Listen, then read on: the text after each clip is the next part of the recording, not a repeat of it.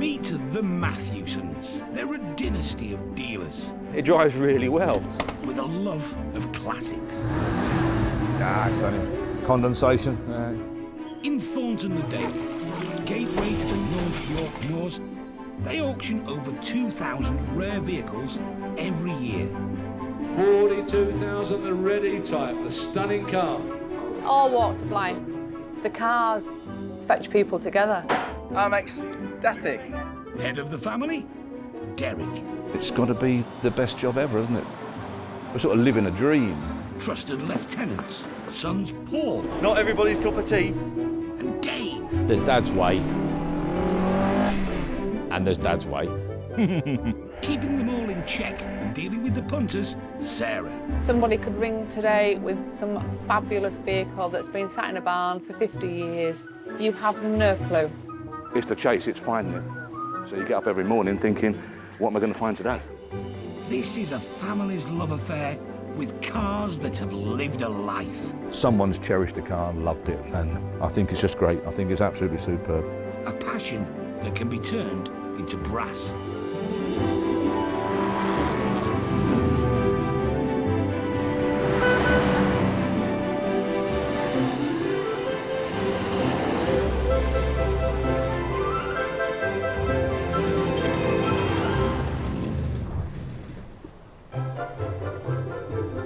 On sale this week.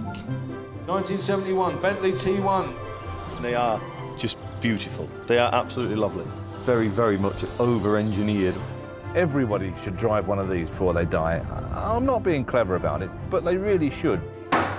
Ford Fiesta XR2. Everybody who's seen it since just says, wow, you know, what a flashback to the past, and everybody wants it. They want to go back and they want to experience how that car was in 1990.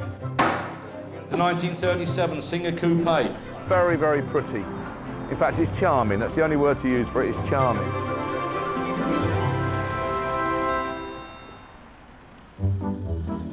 It's the start of another week at Mathewsons. Happy Monday! Well, it's Monday. Desirable classics may be the mainstay of everybody's business here. But the choice of car to get to work in Morning. can be somewhat functional. Paul has broken ranks, though. He just wafts into the office. I just like them. You just burble along. It's just effortless. It's a 2006 Bentley Continental GT, which he recently picked up for 16 grand. Although people look at you and think you're a bit snobby and all the rest of it, most average family saloons are more expensive than that car there. It's ridiculous, really. Running cost-wise, it's no more expensive on fuel than most of your four-wheel drives, and it's just a nice environment to be in. It's just a lovely car. Pleased with his apparent change in status, Paul's keen to share the trick. Today, he's off to collect another Bentley. But this one's a bit more old money. Inside this unassuming but quite long garden shed in Bridlington, owner Neil's elegant family runabout. This is a 1971 Bentley T1. It's got a 6 3/4 litre engine. Originally it was my dad's. He bought it over 30 years ago. My brother-in-law renovated it a bit and he passed it on to me, so I've had it for a few years. This was the third or fourth Bentley that my dad had. He used it to go to work. It was a daily runner. He enjoyed doing it in a bit of style. With a roof rack for his medical bags, Neil's dad was a consultant who didn't really do understated. I remember being driven on holiday to south of France or the south of Spain. My dad used to tow a caravan behind the Bentley, a classy kind of caravanner.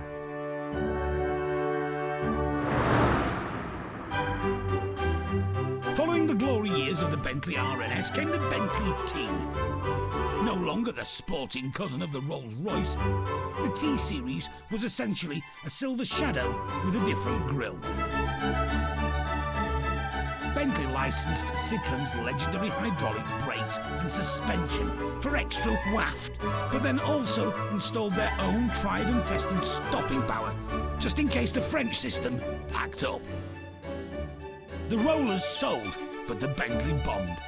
The company had lost its identity, and the driver's natural choice, Bentley, became the poor relation.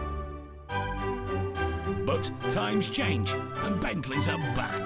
This 2-ton slab of luxury has style, glamour, and value on its side. But you will need some cash for a bit of petrol.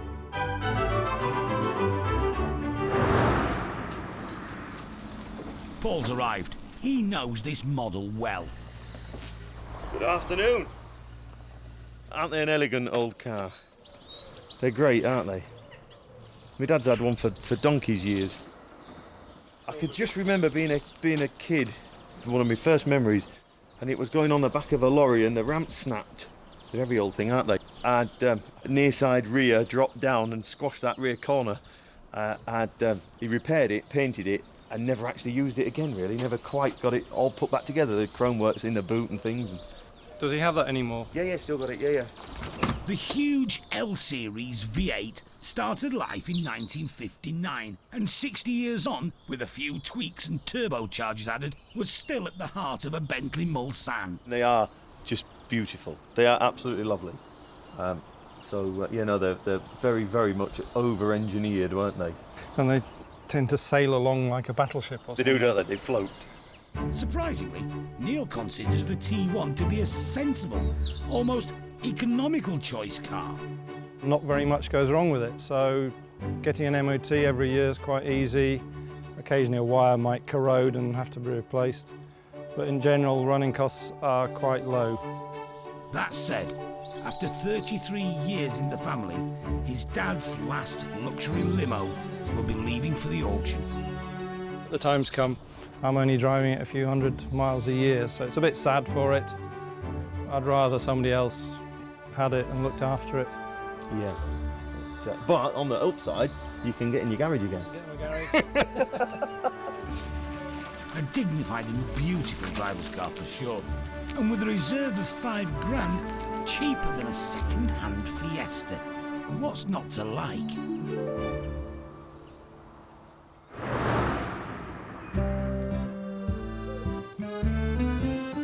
There is a sense of entente cordiale in the village. Keeping up foreign relations for Mathewsons is Lucy, who knows exactly what Steve and Sue Davis have brought in for auction.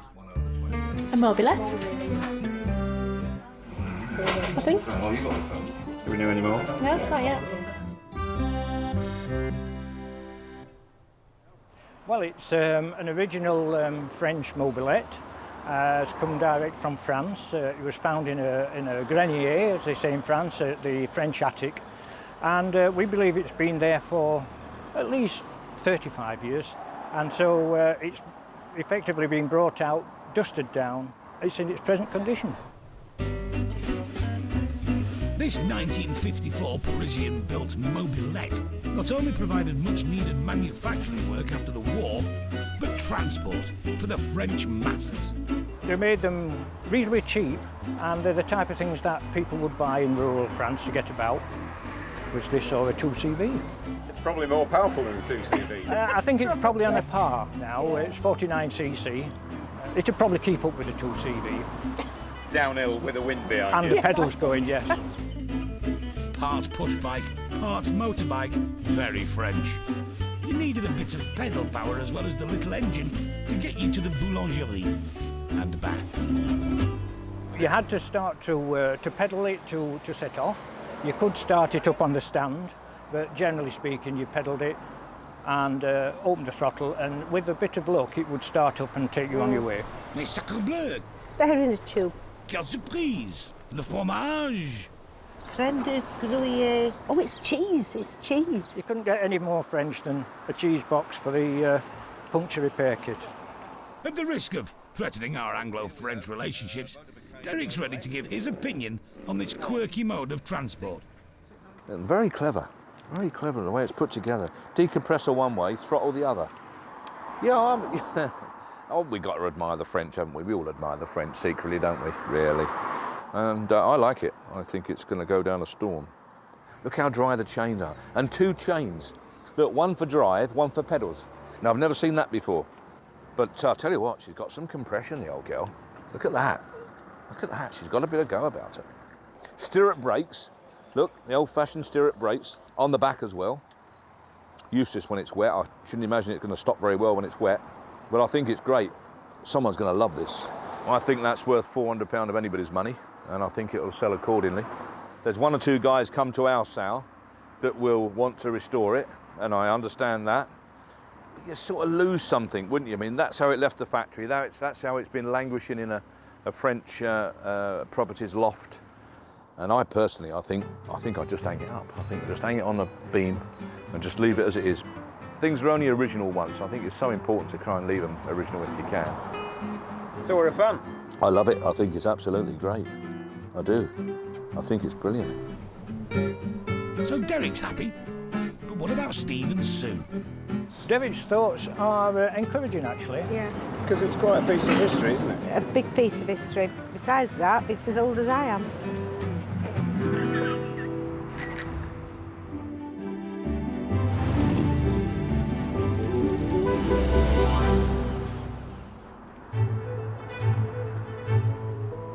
Mathewsons auctions cars that appeal to all generations. Trailers often return to base loaded with some interesting combinations. Today, Dave's son Jack is heading out to Cheshire to collect 2 cars with a 35-year age difference. I have a lot of respect for the older cars, but I can't get overexcited about them. No, I prefer my modern bits. So it's kind of hard. Obviously, I ain't been brought up with it and I haven't grown up with them. So, you know, a lot of it, you know, it's a massive learning thing for me.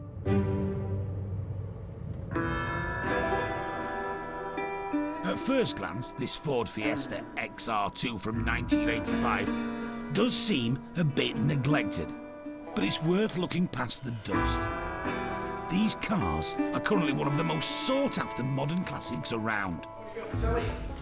Simon Pickering is handling the sale from his stables in Cheshire on behalf of his friend Sharon Edwards. They were quite an expensive car and, you know, everybody wanted one, didn't they? Sharon bought it brand new, 1985. She drove it for about 9 years and then she left home and she left it with her mum. She wanted to sell it, so I went and moved it for her. It had been stood for 13 years. It was in a carport, which I think really has helped to keep it in such good condition because the wind had been blowing through it and kept all the damp off it.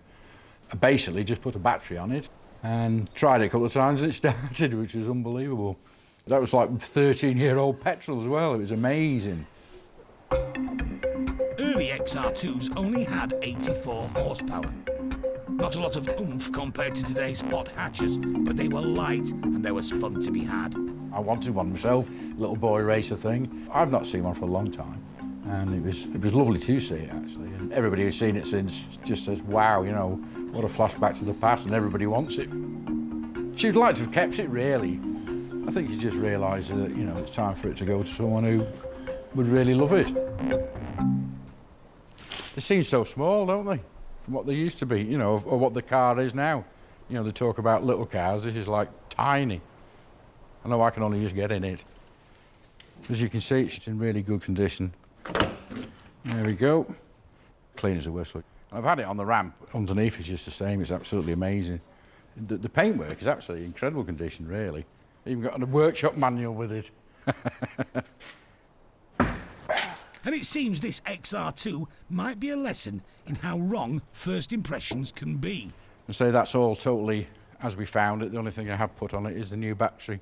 Check the oil. The oil's good in it, actually. Obviously a little bit of surface rust here and there, but I can't find any rot on the car at all. And she runs as sweet as a nut. Sounds really good. It's even got the little lights on the front there. I think that was an absolute icon of the XR2 as well, wasn't it? Also still in situ, the 80s cassette player, complete with rare artefacts from the time. Let's have a look. Good God. Grand Duran. She Still a Duran Duran fan. Don't tell her I said that, though. Jack's arrived to see the car he might have owned had he been born 35 years earlier. Hiya mate, how are we? Oh, there it is. I couldn't see it. Oh, look at that. She is in good condition, it's unbelievable. It is, yeah. Yeah, it's amazing, really.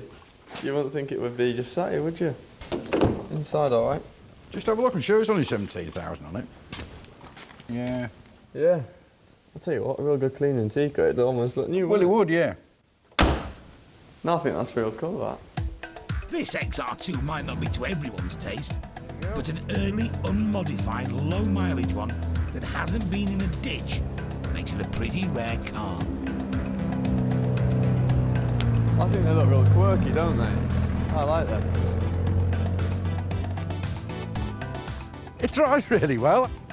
I'd love to be able to take it up the road. That would be just absolutely fantastic. Proper little pocket rocket, yeah. Simon has talked to owner Sharon about a reserve for the auction. I think she's going to put probably about 3,500 on it. I would hope it would make that and maybe a little bit more. And with that, it's heading to be a bargain restoration project for someone.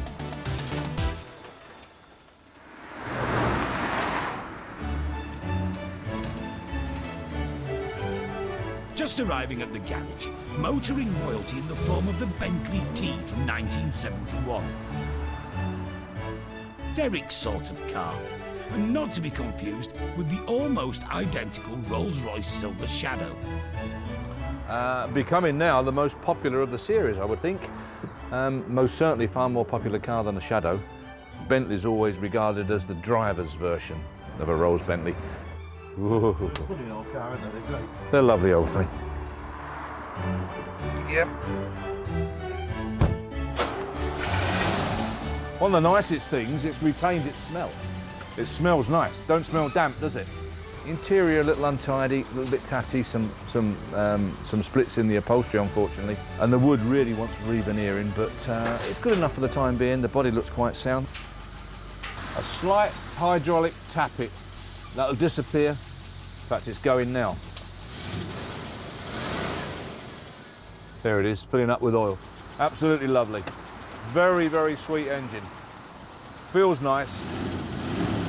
Sounds sweet. Lovely, isn't it?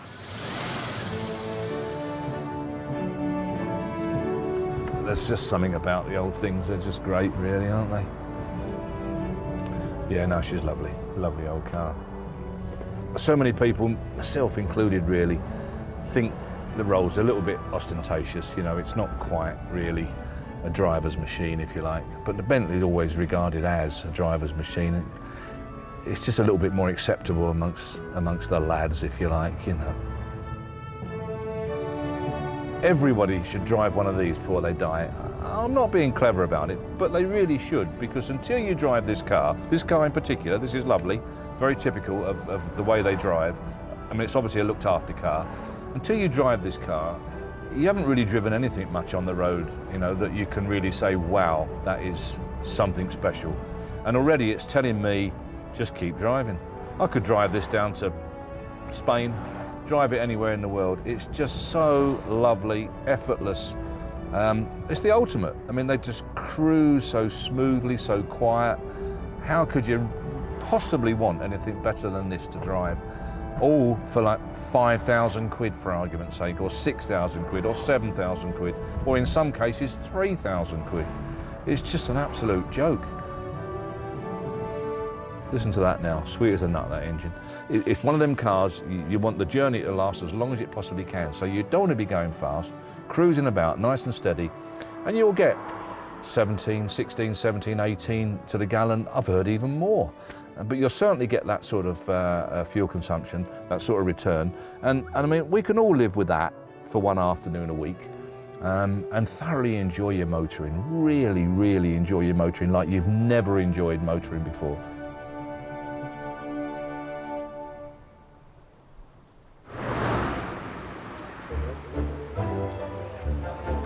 Auction day, and a nice variety of shiny classics up for grabs. You just have to bid on the day, and if you get it, you get it. If you don't, there'll always be something else. Hello, just want to register. But getting them all sold is going to take some time. We've got about 300 lots of automobilia. I'm probably not going to get home tonight. I might as well just bed down here with the cat. 45 and selling, £45. Are you done? 45. Thank you very much. Bought 4 of these biplanes. Got a nice little garage at home. They're going to go down very well. Here's the rest of them. I was willing to pay 200 quid for these, and I got them for 70. Happy days. But when it comes to getting bang for your buck, there really is only one contender in this auction. All right, miss, for the most majestic and regal bargain of the day. 1971 Bentley T1, nice old car this one. Very, very genuine, been in the same family for 150 years or something, long time. Lot number 129, start me on it, whereabouts going to be? Where? 3, 3, 2, 3, 4, 3,400, 3, 4, 6, 8, 3,800, there you go, told you. 3,800, 4, 4,100, 4,001, back to you, 4,100, 4,1, 4,1. Trader Anthony Selig, the highest bidder. I'm extremely happy with the car, yeah. Taking it back across to our premises over in Middlesbrough. A couple of remedial works to do on the car, and then we'll be putting it up for sale. This most British of British vehicles may soon be doing some transcontinental touring. The last one Anthony had ended up in Singapore.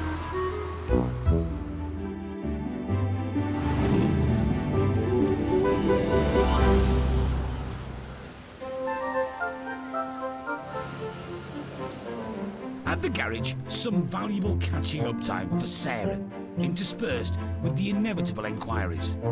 Hello, I'm not young and I'm not a lady, so let's just get that straight. Transit motorhome, is it for sale? The transit is, yes, through the side gate, sir.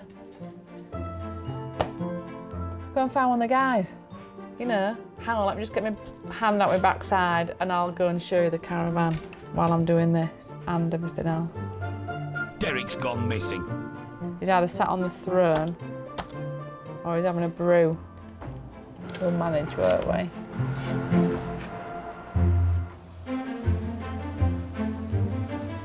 Meanwhile, Jack is arriving in Bury, Greater Manchester, to collect his second car of the day.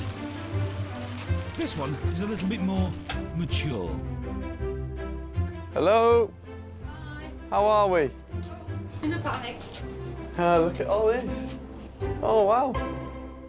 Jack's meeting Pat Hardy, whose husband Malcolm recently passed away. Oh, it's lovely, isn't it? Yeah. How long you had it? This is it. Well, I was just looking. I think it's about 20 odd years. Oh, yeah. Malcolm's treasured 1950 MGYA was totally restored. Now, Pat and daughter Caroline need to say goodbye. He picked it up about 1989. Everything had to be just right. He would find out who was the best person to do such a thing. When he did the walnut dash and the door cappings and everything, he got them from a man who used to do the Sultan of Brunei's Rolls Royce. It's had a new engine, it had new this, that and the other. We had to source things like the seats came from Brighton. That took him quite a few years to do that. Yeah.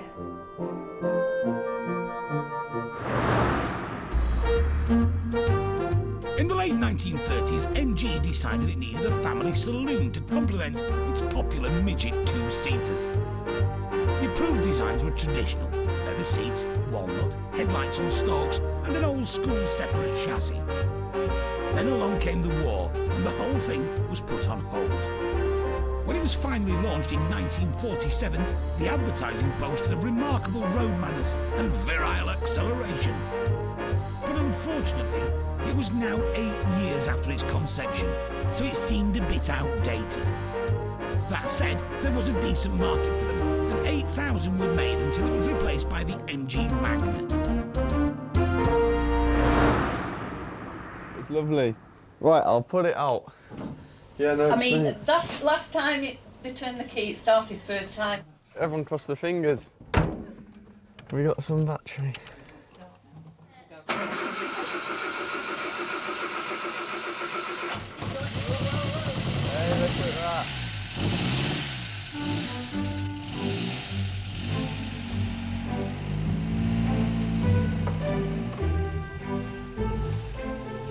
family have owned many MGs over the years, but the YA was always Malcolm's favourite.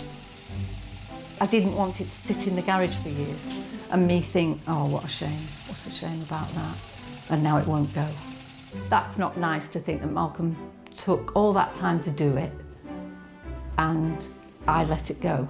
Now, I've let it go, but hopefully to someone who's going to look after it and drive round in it and have some enjoyment from it. That's my name on the back of the car. Quite emotional, yeah. Derek said something to me that really struck a chord, and he said, I get lots of ladies like you.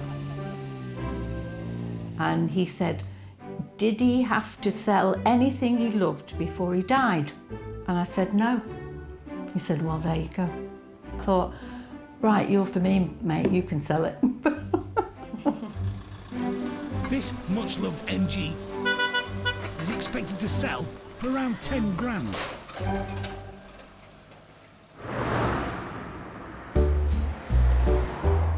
Back at the garage, Derek's reappeared.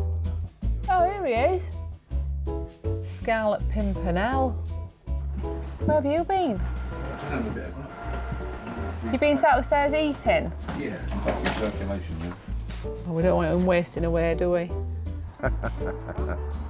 He's keen to look over a new arrival. Not dissimilar to the post-war MG, but this Singer Coupe is pre-war. First registered in 1937. Don't see very many of them. Lovely little car, very, very pretty. In fact, it's charming. That's the only word to use for it, it's charming. Little two-door coupe, only about 900 and some odd cc. It's just super. I think it's absolutely great. We haven't had it running. I don't know anything about it mechanically. What you see is exactly what you get. That's it. We're selling it on that basis. It's been kept quite well. It's been kept quite clean, covered over and such like. But this little car does have its issues for today's driver. Like most British cars of this year, they were grossly underpowered, even in them days. I mean, they're diabolically underpowered now, I'm afraid, which is why they're not doing the business they should be doing.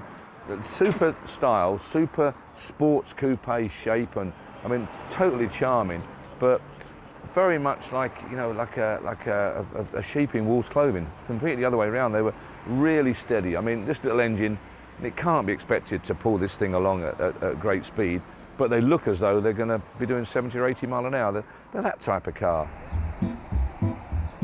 Modified versions of Singers like this did do surprisingly well at Le Mans, and the domestic versions came loaded with all the latest gear. It's a picture, isn't it? Fuel gauge, modern ammeter been put in. Bit of a shame, but we get plenty of these black ammeters, not a problem. An oil gauge there, look. And these lovely little mirrors, look, which point towards your semaphores, so that when you flick your semaphores on, you no need to look and check they're on. You look in the mirrors and you can see them come out on these little tiny extra mirrors here. And a sunroof, nice little sliding sunroof. Bit sticky, not been used very much. Got the lot, hasn't it? The XR2 of its day, and is expected to do well at the auction. I think it'll achieve tidy money. I think it'll cause a lot of interest because of what it is. It's so pretty. I think it'll do somewhere around about the 8,000, which I think is fantastic value for such a superb, stylish little car. It's just elegant, elegant thing.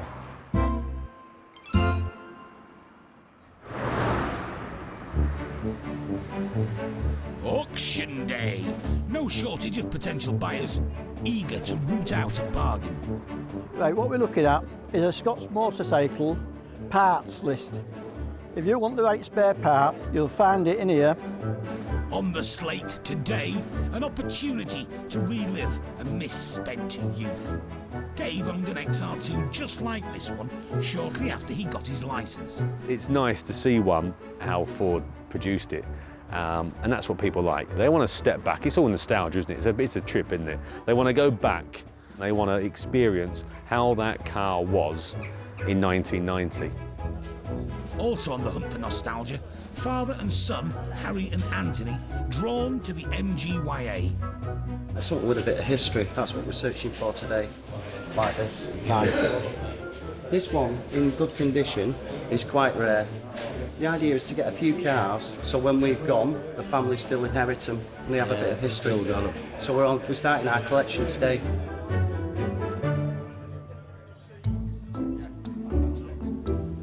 MGYA, Cracker, 1950. What a lovely bit of kit this is. Super condition. Only just come in. Start me on it. Whereabouts we're going to be? Where? 7. We're off. 7,000. 7. 250. 7,500. 7,750. 8. 8,000. 8,100. 8,100 on my right. Last time looking round, provisionally 8,100. A cracking car. 8,1. Provisional. 8,001. Alan Coe from Richmond, North Yorkshire, the highest bidder. His offer, nearly £2,000 below reserve, was later agreed.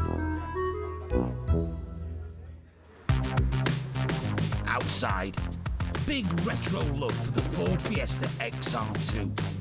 A touch of boy racer from the 80s, but now something of a sound investment. There's lots of fast Fords around, but they're fetching really, really high money now, and these are reasonably affordable to somebody that wants a fast Ford.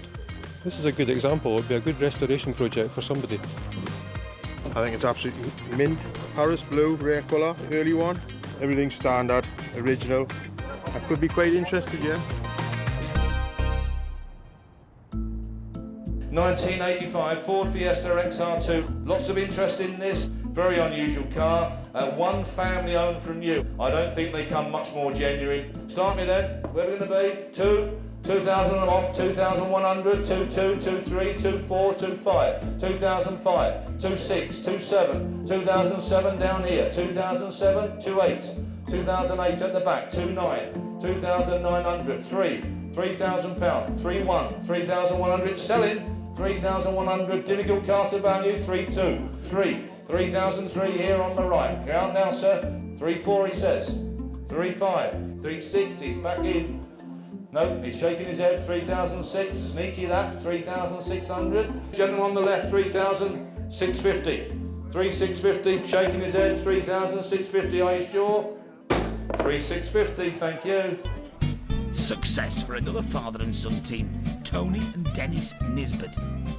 I had one when I was 17 years old and I'm 40 next year, so midlife crisis calls.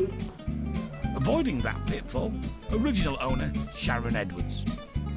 I couldn't make it when they come to collect the car. I was at work, but thought we'd come up today for a nice day out to see the auction, and yeah, really happy with everything sold. And you're happy with the price as well? Happy with the price, more than I thought really, so it's really good. It may not look nice, but by the time you're finished with it, it will do. It will do, yeah? It will do.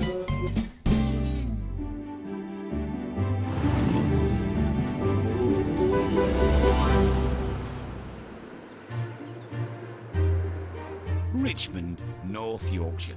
A beautiful and historic market town, unchanged for generations. Now the home of the 1950 MGYA. Thanks to the war and some traditional designers, this car was old before it was new.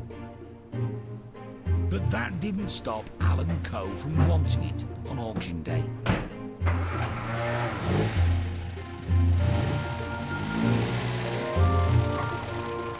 When I got there, it was looking really smart in the showroom, and I was toyed with whether I should go for it, but now I thought, yeah, why not? I've wanted one of these for quite a while, and be great to have and use for the shows next year. The MG's previous owner, Malcolm Hardy, kept a full record of all the work he did on the car. He's done a great job. The thing is, you've got to have the patience, you've got to have the time, you've got to have the passion to actually do all this. Every little detail has been stripped down. If it can be used, it's been repainted and overhauled.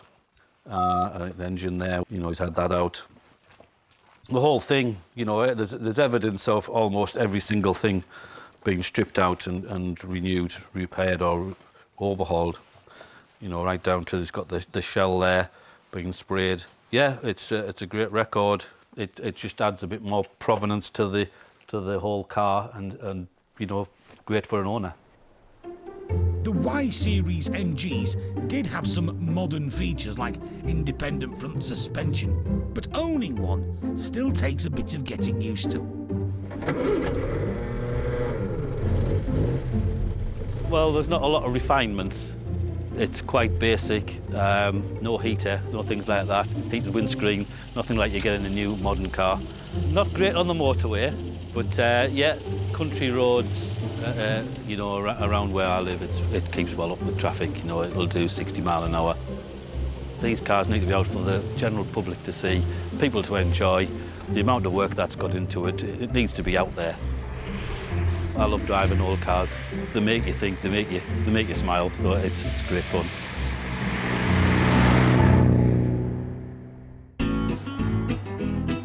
In other news, the 65-year-old Parisian mobilette went down well at the auction.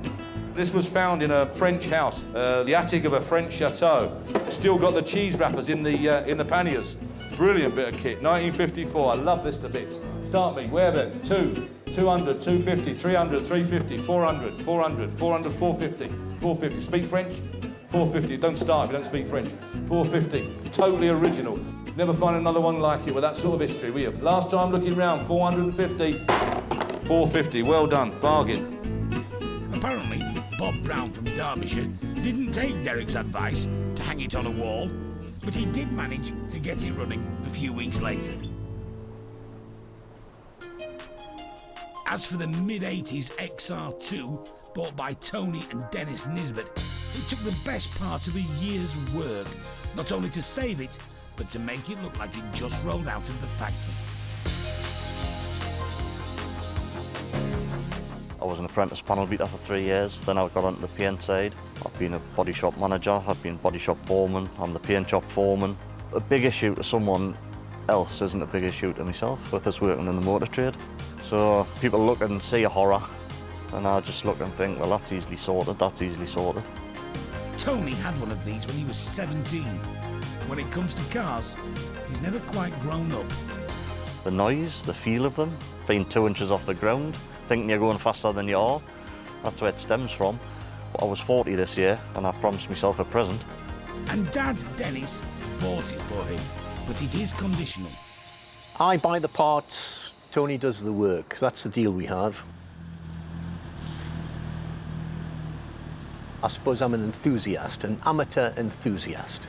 He's the professional. It's for the best. Dad's car history is mixed. The Allegros, the Peugeot 504s. Oh, he had a gold Austin Princess with a vinyl roof. Right. It was horrendous.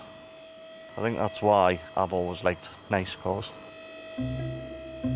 But this one wasn't that great when he got up on the ramp.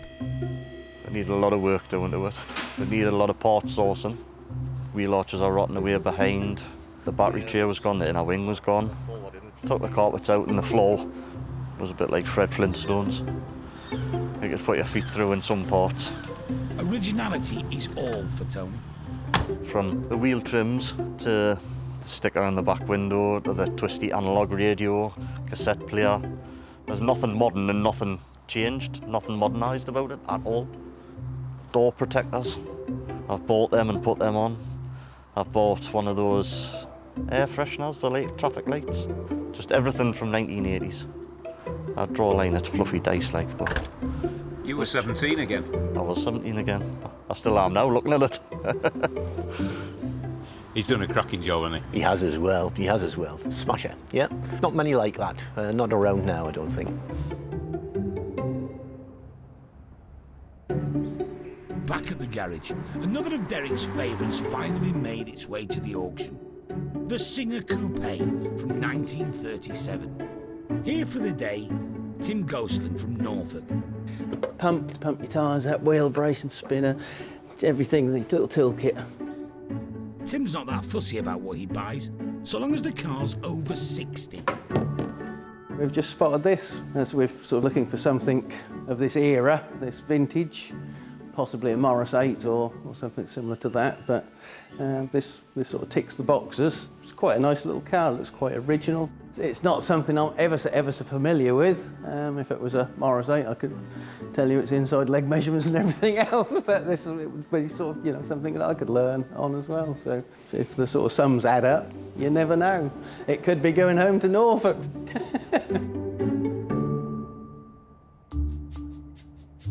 Lot number 1 is a 1937 Singer Coupe. 7,000 I want to start. The most prettiest little coupe we've seen for ages. It's absolutely gorgeous. £7,000. I've got 7,000, 7,1, 7,2, 7,3. Going 7,300. Are you sure you're all done? 7,4, 7,400, 7,4, 7,5, 7,500 and going. 7,005, 6. 7,006, 7,006, I'm out. 7,006, on the phone. 7,6, sold. 7,600, thanks for your bidding.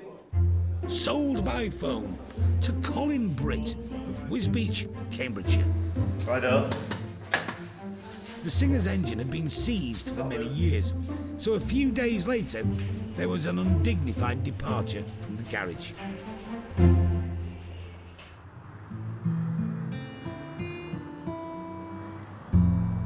3 months later, though, the story was quite different. When it comes to this particular mark, Colin has form.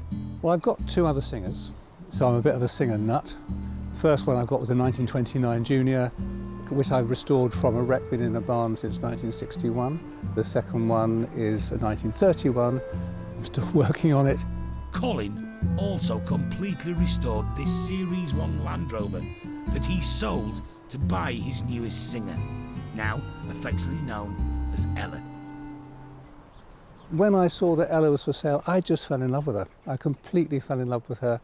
From the pictures, I drove up to Mathewsons, had a good chat to Derek, and I wasn't going to go away without her, basically. She's just my dream car.